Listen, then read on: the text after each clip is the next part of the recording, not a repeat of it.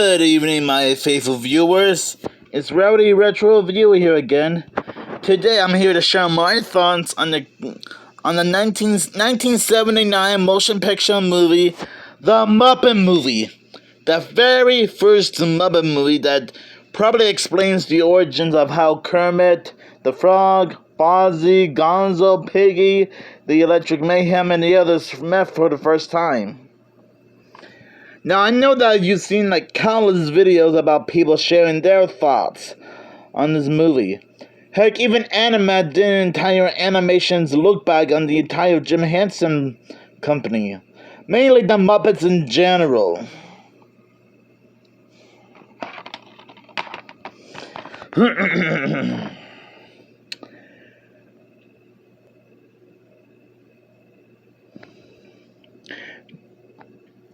You might be wondering what the heck this movie is all about.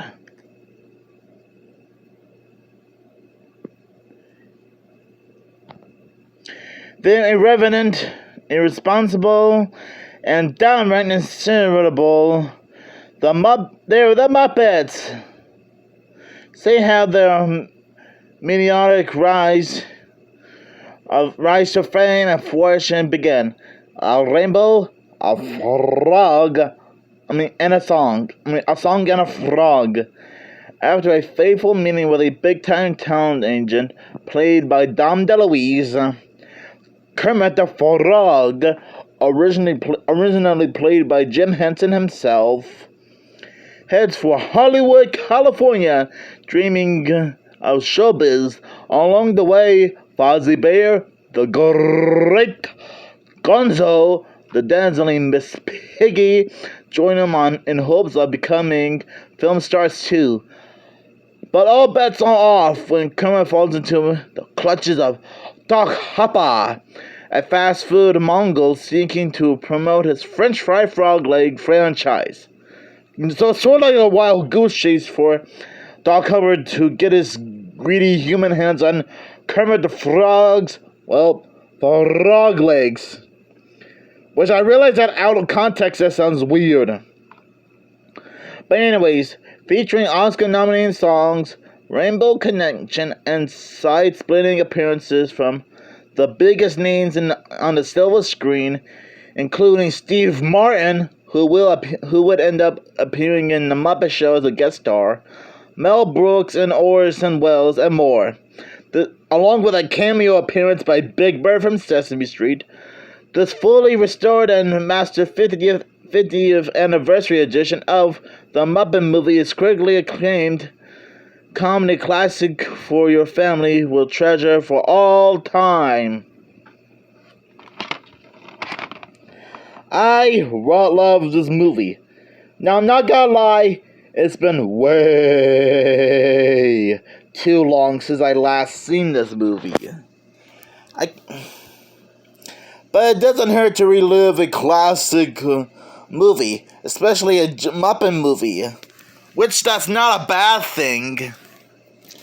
But what do I think about it? I really love this movie. The Muppets are still recognizable now than they did many decades ago. There are so much slapstick, fourth wall breaks, musical numbers, a lot of guest appearances from a lot of famous stars that I already mentioned on the back of the DVD, as well as a cameo appearance by Big Bird.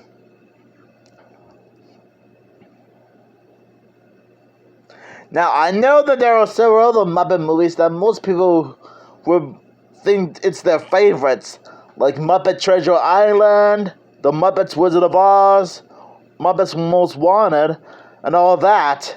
But still, I think to anyone who huge Muppet fans can still enjoy this. And if anyone's not a Muppet fan, you can still have the rights to enjoy this movie no matter what. I know I did because I was able to rewatch this movie minutes ago. Yes, I will point out that I do got a VHS copy of the movie in my Jim Henson collection. Not sure if you could see it, but it's between the VHS release of The Muppet Christmas Carol, and Muppet Treasure Island. Hold on. Yep, that's right. That's it. I should put this next to the DVD cover of the movie. Yep. So yeah, I do have a VHS and DVD copy of the Muppet movie. It's still a great movie to watch over and over again. I mean, sure, sometimes you can still catch this movie when it's on television, which that isn't a bad thing when you think about it. Either you can watch this movie on DVD, VHS, or seem to catch it on television. And like I said before, the Muppets are pretty recognizable, despite their rough patches in some of the recent years. But hey, it's like I often say, not every TV and movie project has to be 100% perfect all the time. But hey, sometimes that's life. I will admit, seeing Big Bird make a cameo appearance during the Moving Right Along song did get a little chuckle on me. I was like, hey, that's Big Bird! Another thing I like about this movie is that during the aftermath of the restaurant scene, we get to see Mel Brooks play a evil German scientist who used some kind of machine to make Kermit obey Doc Hopper. Which I will admit, that's pretty sinister. Of course, we all know that Mel Brooks is known for making parody/satire movies. Heck, I even did a review of Robin Hood Men in Tights recently, which I still own a copy of the film on VHS. But, besides that, another thing I like about the movie is some of the musical numbers. Not gonna lie, when I was actually playing my harmonicas during some of the musical numbers. Like, can you picture that? That's one example. Okay, it kind of reminds me of the music from the Blues Brothers. Even though both the Muppet movie and the Blues Brothers were shown in theaters 1 year apart from each other. Which I know that's a bit of a stretch. But hey, I'm sure it doesn't matter anyway.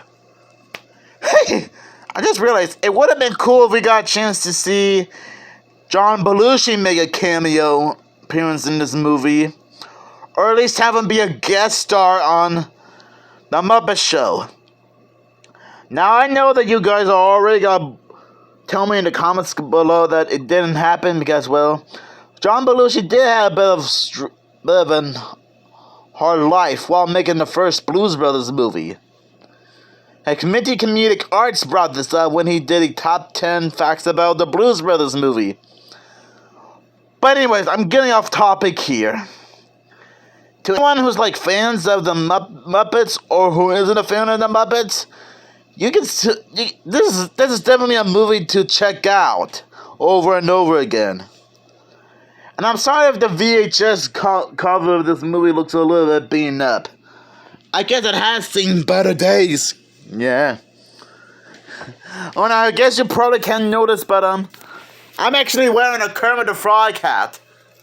And yeah, it still fits me. But anyways, the Muppet movie is still a great movie to watch.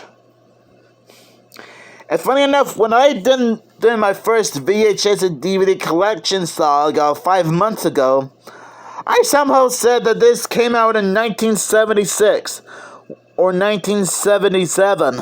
I don't know. But it turns out I was wrong. It came out in 1979. It proves that it's been way too long since I've seen this movie. But I will thank Sean Kidwell for pointing that out to me when I first made my VHS and DVD collection saga. All 5 parts in a row. So shoutouts to Sean Kidwell for correcting me months ago. But anyways, if you guys still want to check this movie out and say how great it is, then go right ahead. You can still find a copy of this movie on VHS and DVD. Well, to be fair, you can order the DVD copy of the film on Amazon.